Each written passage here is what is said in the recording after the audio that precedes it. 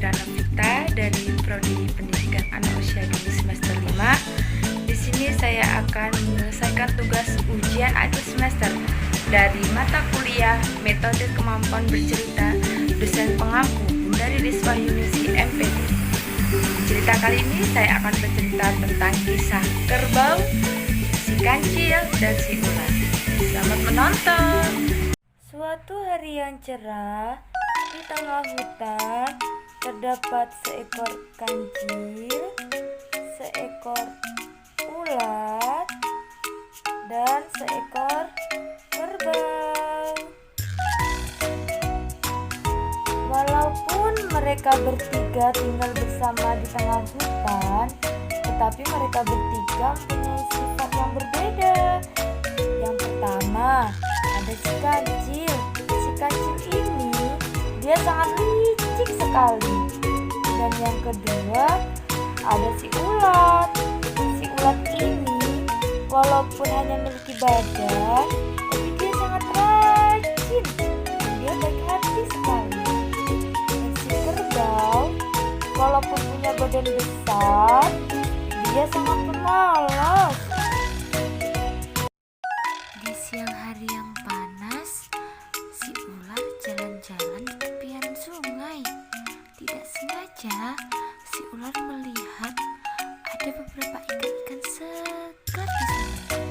Si ular pun berpikir akan membawa ikan-ikan itu pulang untuk dimakan nanti malam. Wow, banyak sekali ikan-ikan di sini. Akan aku bawa pulang untuk makan nanti malam.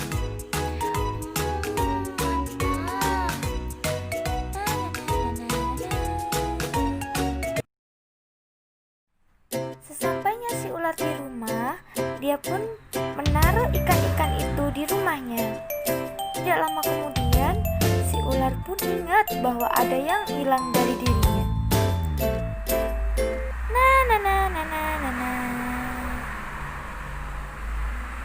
Aku simpan makanan ini di sini.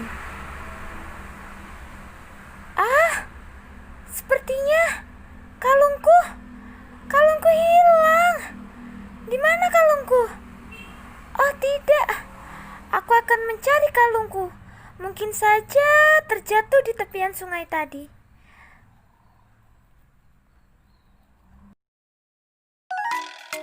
Tempat yang berbeda, si kancil dan si kerbau tidur pulas.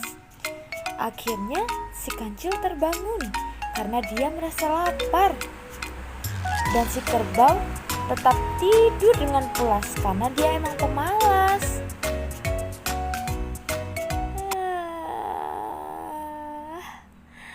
Aduh, perutku lapar. Aku ingin mencari makanan. Si kerbau masih tidur. Udahlah, akan ku tinggal.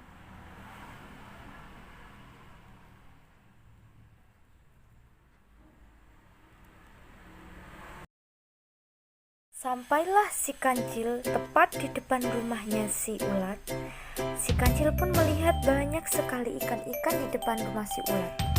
Tanpa berpikir panjang, dengan akal liciknya si kancil pun langsung membawa ikan-ikan itu pergi. Tanpa dia meminta kepada si ulat. Wah, apa itu? Ada ikan-ikan segar di depan rumah si ulat. Pasti ini si ulat yang mencarinya. Tapi di mana ya dia ya? Tidak ada. Biarlah, aku bawa saja ikan-ikan ini. Aku sangat lapar. Akhirnya si ulat pun datang.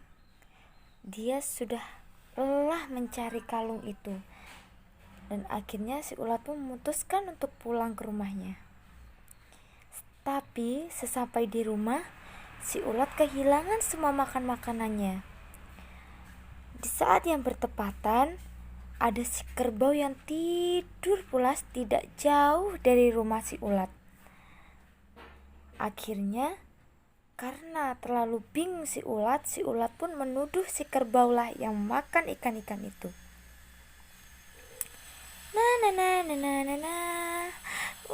Capeknya. Hah? Di mana ikan-ikanku? Aku taruh sini. Kok tidak ada? Hah? Di mana ikan-ikanku? Ah, ada si kerbau. Apakah mungkin si kerbau yang makannya? Akhirnya, si ulat pun bertanya kepada si kerbau. Hei kerbau, apakah kau melihat ikan-ikanku? Atau kau yang memakannya?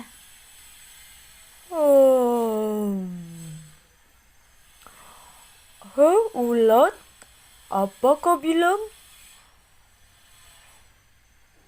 Kau tidur di sebelah rumahku. Kau tidur di dekat rumahku, kerbau. Kau yang memakan ikan-ikan itu, kan? Hah? Apa? Tidak, ulat. Aku tidak melihat ikan-ikan itu. Aku juga tidak memakannya. Apakah kau benar aku yang memakan? Kau menuduhku, ulat. Hei kerbau, tapi kan kau yang tidur di dekat rumahku. Jelas kau yang memakan ikan-ikanku. Ulat, tenang. Aku tidak memakannya. Sudahlah, aku tidak percaya denganmu. Akhirnya, si ulat pun pergi sambil menangis. Bertemulah si ulat dengan si kancil. Si ulat pun menanyakan kepada si kancil. Hei kancil, apakah kau melihat makanan yang kusimpan di rumah? Apakah kau melihat ikan-ikan segar di rumahku?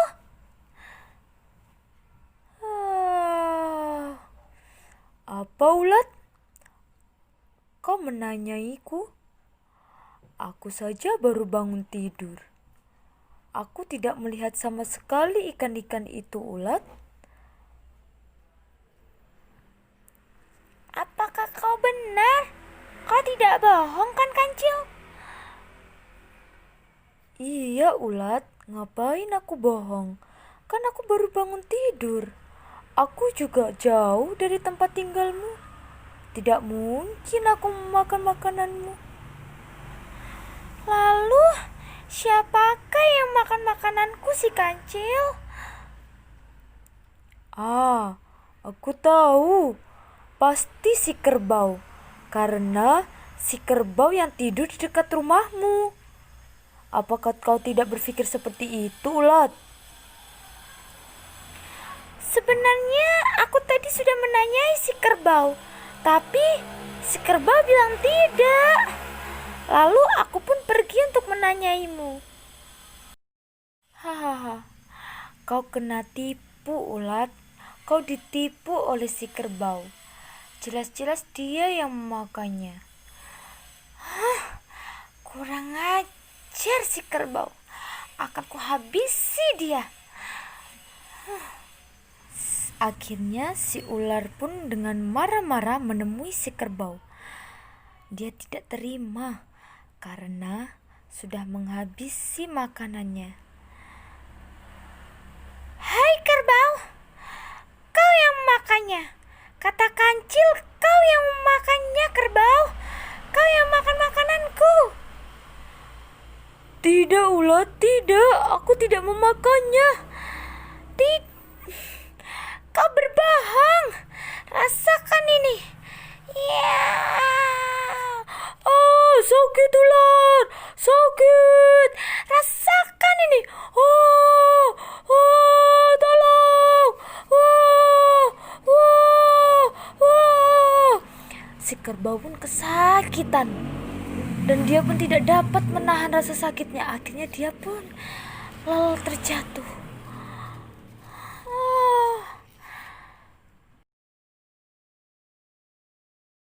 Dengan rasa kesalnya, si ular pun pergi meninggalkan si kerbau.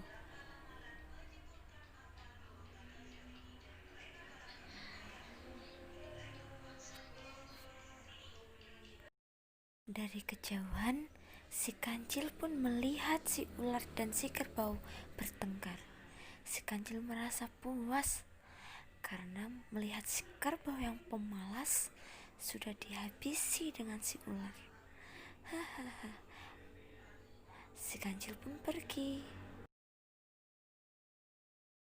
Si kerbau pun kesakitan. Dia tidak dapat menahan rasa sakitnya. Oh, sakit. Padahal aku tidak memakannya. Kenapa aku yang kena? Apakah aku pemalas makanya aku yang dikira makan makanan si ular?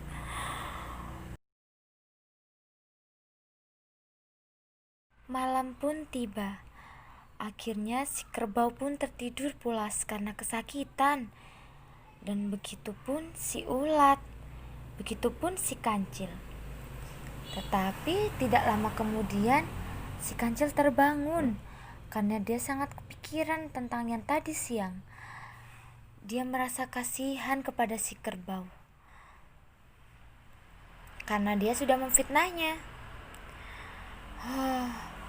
Sepertinya besok siang aku harus minta maaf kepada mereka berdua karena aku sudah memfitnah si kerbau dan menghasut si ulat untuk menghabisi si kerbau. Kasihan si kerbau. Di keesokan harinya, ulat pun bergegas untuk meminta maaf kepada si kerbau karena ulat merasa bersalah.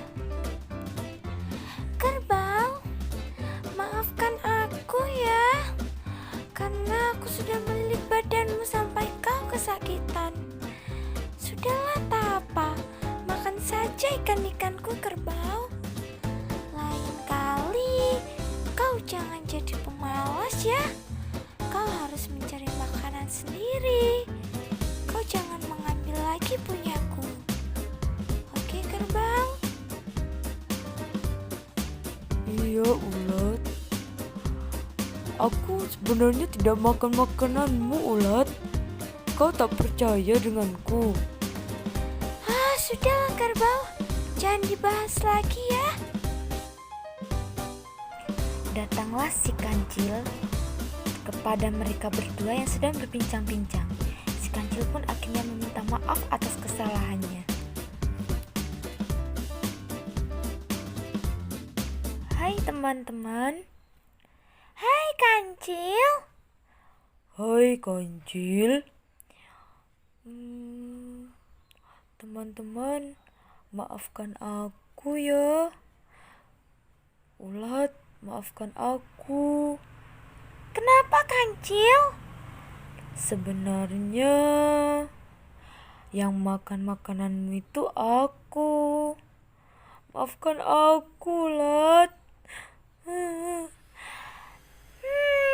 Sudahlah kancil, tidak apa-apa. Aku sudah memaafkan kejadian itu. Sudahlah, tidak perlu diingat. Tapi Sudah kancil. terima kasih ya, Ulat. Kerbau, aku minta maaf ya karena sudah memfitnahmu. Iya kancil, tak apa. Aku sudah memaafkanmu. Aku sudah tahu itu salahmu. Tidak apa-apa kancil. Sudah. Akhirnya mereka bertiga kembali berteman seperti semula. Mereka pun hidup berbahagia di tengah hutan. Terima kasih sudah menonton.